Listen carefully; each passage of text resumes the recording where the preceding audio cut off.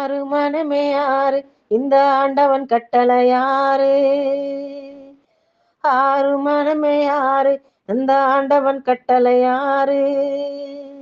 சேர்ந்து மனிதன் வாழும் வாழ்க்கை தெய்வத்தின் கட்டளை யாரு? தெய்வத்தின் கட்டளை யாரு? ஆறு மனமே ஆறு அந்த ஆண்டவன் கட்டளை யாரு? ஒன்றே சொல்வார் ஒன்றே செய்வார் உள்ளத்தில் உள்ளது அமைதி. இன்பத்தில் துன்பம் துன்பத்தில் இன்பம் இறைவன் வகுத்த நியதி. ஒன்றே சொல்வார் ஒன்றே செய்வார் உள்ளத்தில் உள்ளது அமைதி. இன்பத்தில் துன்பம் துன்பத்தில் இன்பம் இறைவன் வகுத்த நியதி.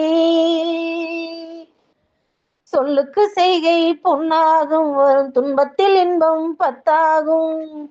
சொல்லுக்கு செய்கை பொன்னாகும் வரும் துன்பத்தில் இன்பம் பத்தாகும். இந்த இரண்டு கட்டளை அறிந்த மனிதன் எல்லா நன்மையும் உண்டாகும்.